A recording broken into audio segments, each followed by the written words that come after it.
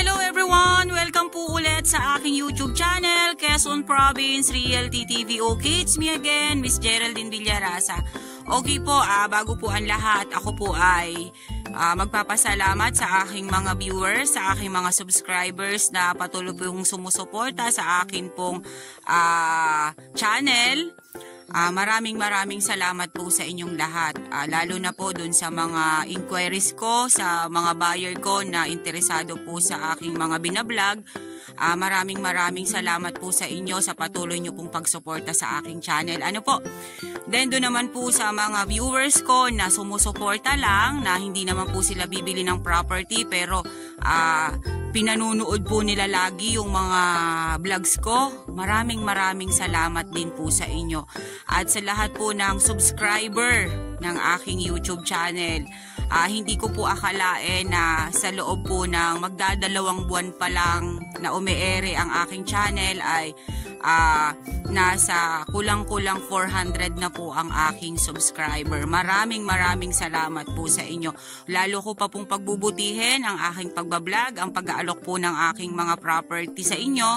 Then, doon naman po sa mga buyers na medyo po namamahalan doon sa mga property na ibablog kong iba, yun po kasi ay seller po ang nagdi-decide noon. Ako po ay ahente lang na nagbablog ng kanilang property or nag-aalok ng kanilang property. Kaya kung ano po yung price ng seller, yun din po ang ibinabanggit ko po sa vlog ko or inilalagay ko po sa details ko. Then depende rin po kasi yan sa titulo ng isang property. Ano po? Minsan po talagang may kamahalan pagka po ang property ay naka TCT title na nakapangalan po mismo doon sa nagbibenta.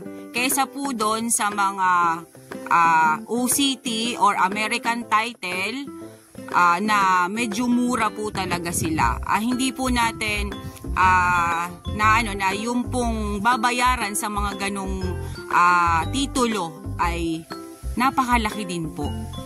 Kasi lalong-lalo na po doon sa American title. Yun po ay ninuno pa po natin na titulo. Then sa OCT naman po, marami din pong taxes na babayaran yun kasi halos po yung mga kung ilang sali na ba nangyari doon sa OCT na yon. Kaya po doon po sa mga buyers na nag-iisip na yun daw pong aking mga vlog ay everyday daw po ay nagiging mahal. Yun naman po kasing mga nakukuha kong property is malinis po talaga ang documents. Talaga pong wala po kayong iintindihin na doon na taxes. Capital gain tax na lang po ang pag-uusapan doon.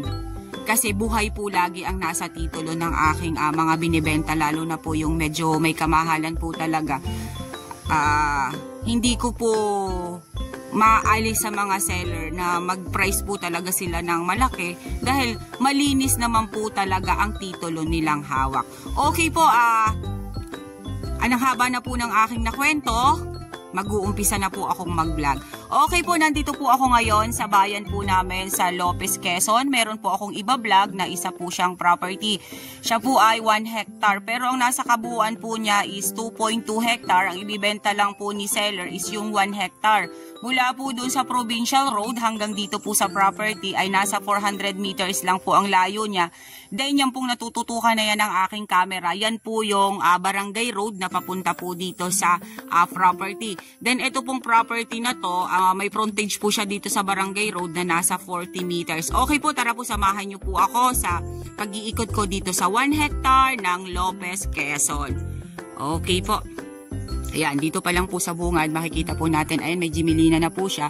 Then may mga jog. Ayan, meron pong langka at Indian mango. Ayan po siya dito sa bungad pa lang. Ayan, papasukin po natin dito sa may banda dito.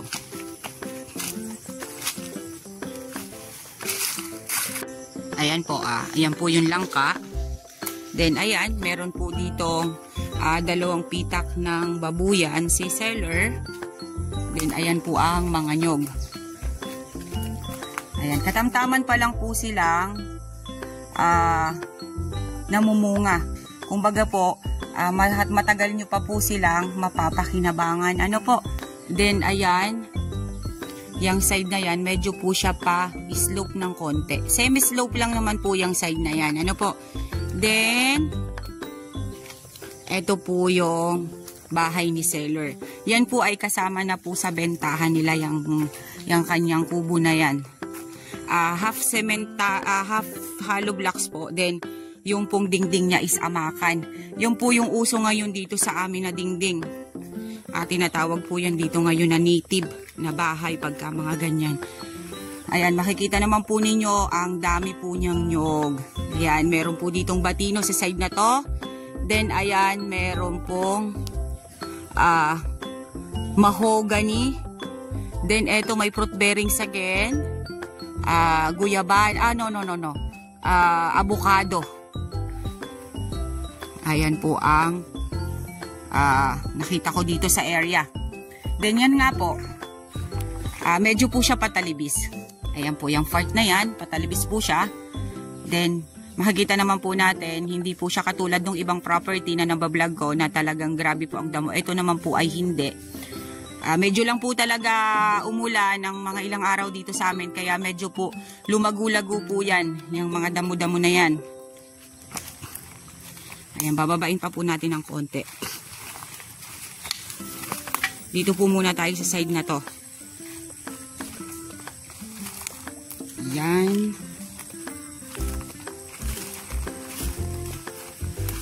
Medyo tayo ay magdadahan-dahan at baka gumulong ang inyong lingkod. Ayan po, sabi po nung may-ari, ang nyug po niya dito ay kulang-kulang po siyang 250 kapuno. Ano po? Yun naman po talaga ang lumalabas sa isang hektarya, lalo na po pagka medyo dasik po yung nyog. Ayan. Ayan, may mga batino po dyan sa side na yan. Ay, baka tayo'y madulas. Ay ko! Muntik na pong madulas. Lampa pa naman. Ayan. Ito po, may mga pangilan-ngilan po siya na panuleb. Yun po yung tawag dito sa amin. Alin to yung mga mahogany? Sa boundaries yan? Okay po, yung mga mahogany po dun sa boundaries na yon, kasama pa po yan dito sa property. Ano po? Then ayun, may santol pa po ron sa side na yon na malaking puno.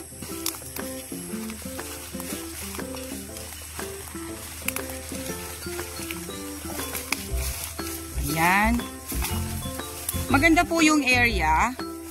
Kasi ayan po, yun nga po madalas ko pong sinasabi sa inyo na ang isang property pagkapatalibis ay maganda po yan. Kasi once po kayo na magtanim dito ng mga gulay or what, pag po umulan, hindi po mai-stack ang tubig dyan. Ngayon po, ito pong property talibis, yung tubig po dyan ay bababa, papunta dun sa baba. Kaya, hindi po mabubulok yung mga puno or yung mga ugat ng pananim ninyo na ilalagay dito sa talibis na to na bahagi. Yun lang po ang kalamangan talaga ng talibis. Ayan po, may isang puno ng antipolo dito sa side na to. Yan, productive na productive po talaga yung area. Ayan po, medyo lang po talaga siya pricey. Itong property na to. Kasi nga po, yun nga po sabi ko sa inyo, dito po sa Lopez ay talagang medyo pricey na po ang mga property. Kaya po madalas po ninyo akong nakikita ay sa Tagkawayan, Quezon ako nagbablog. Kasi dito po, opo, malapit po sa Manila. Pero syempre po ang mga buyer, ang iba naman pong buyer is naghahanap po talaga siya ng mura. Kaya doon po ako mas madalas na nagbablog. Then marami rin pong buyer na nag-i-inquire sa akin na dito nga po naghahanap sa Lopez. Ayan po, nga lang po pagpasensyahan nyo po, talaga pong pricey ang presyo po dito sa Lopez, Quezon. Ito po ay matured CLOA title. Ano po?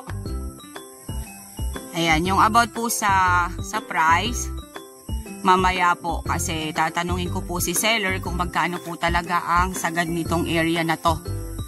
Ayan, ang kagandahan po kasi nito, nasa 400 meters lang po ang layo niya sa Provincial Road. Then yon, Barangay Road po ang gilid mismo ng property. Then yan nga po, patalibis po yung area. Then productive nga po siya, napakarami po niyang nyog. Ayan.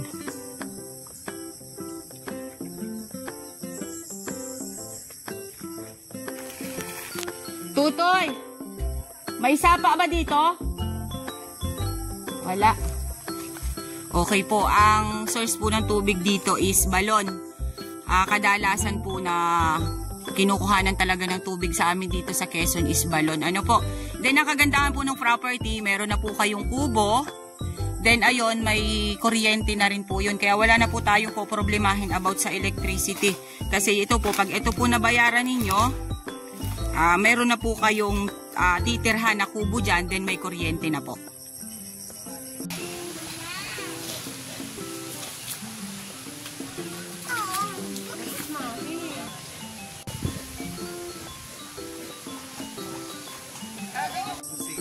Okay guys, avail nyo na po ang property namin. Dito po ito sa Lopez, Quezon, 1 hectare. Then nakalagay po sa titulo niya is 2.2 hectare. Ang ipagbibili lang po ni seller ay yung 1 hectare along Barangay Road. Din mula po doon sa Provincial Road hanggang dito po sa property. Nasa 400 meters lang po ang layo niya. Then ang mga fruit bearings po, ayan, may nakita na po ako pa walang pili, santol, avocado, langka, Indian mango, yung po ang nakita kong fruit bearings dito sa area. Then sa hardwood naman po ay antipolo, batino at mahogany. Then yung nyug nga po ay nasa 200 kapuno po ang nyug niya dito sa area. Then yun nga po, ang property po ay talibis. Then 40 meters po ang lapad niya sa Barangay Road or yung frontage niya sa Barangay Road. Then may kasama po siyang bahay kubo. Then meron na rin pong kuryente. Okay guys, avail nyo na po ang property kong to. Once again po ako po ulit ang inyong site locator, si Miss Geraldine Villarasa. Muli po akong maglalambing. Pa-like and share po ng aking mga vlog and pa-subscribe na rin po ng aking YouTube channel, Quezon Province Realty TV. Okay po, thank you for watching!